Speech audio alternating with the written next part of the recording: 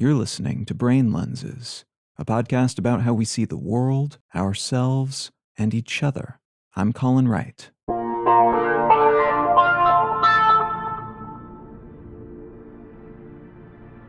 If you design a product that lasts forever, and you intend to build a business around that product, you want to sustain the production of it, but also want to pay your own bills, your employees' paychecks, and other such expenses, you quickly run into a numbers problem in terms of available customers. There are only so many people on the planet, and far fewer who will be in the demographic that wants or needs what you're selling. Some products, light bulbs and toothbrushes for instance, have a massive potential customer base, but most are far more finite, and yours likely isn't the only company angling for customers in any particular product niche. Thus, essentially all products are dependent on future purchases to sustain the businesses behind them. It's not enough to just sell one toothbrush to someone, nor is it enough to sell just one car, toaster, or laptop. Even selling one toothbrush to every person on the planet wouldn't be enough to keep a business functional for very long. That forever toothbrush would eventually see the shutdown of the company that made it after the profits from that initial round of several billion sales dried up.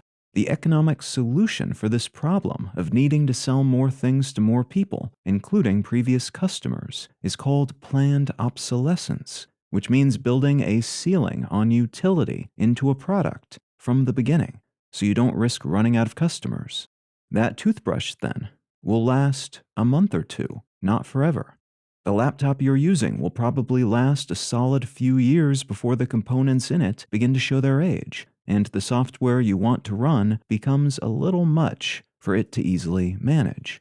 Even the building you're living in will have components that are not meant to fail, but are meant to be replaced or substantially repaired at a semi-regular cadence. There are practical reasons for this type of planning, beyond the dollars and cents concerns of running a business.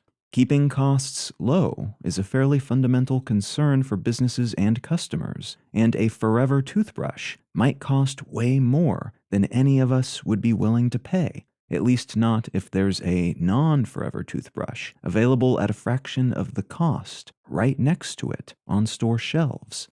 While it might be possible to build a forever toaster and forever computer then, it might not be practical, both in the sense that few people would be able to afford these products, and in the sense that the company making them would likely go out of business, which in turn could impact the forever proposition, as repair services and replaceable components would likely cease to be available post-bankruptcy.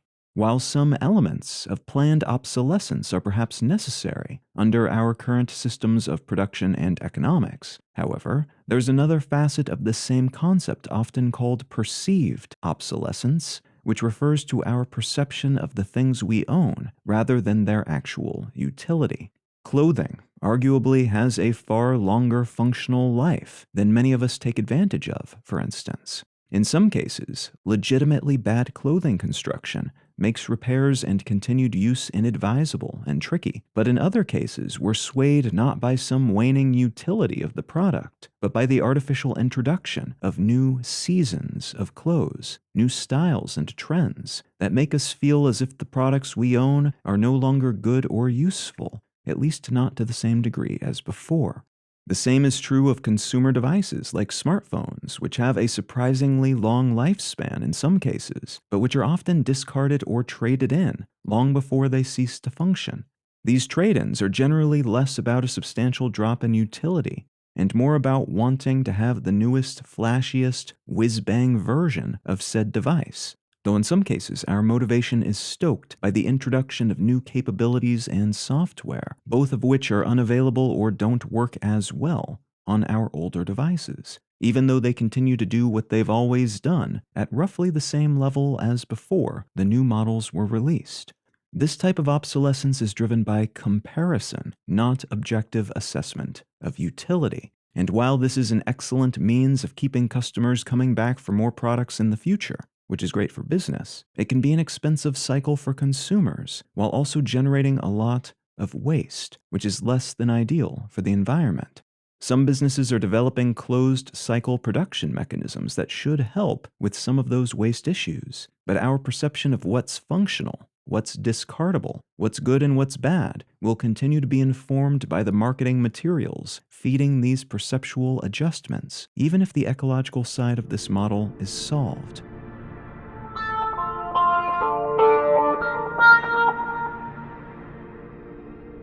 You can find out more about brain lenses, including transcripts of each episode and information about how to become a supporter, in return receiving an additional episode of the show each week at brainlenses.com. And you can check out my other podcasts at understandery.com.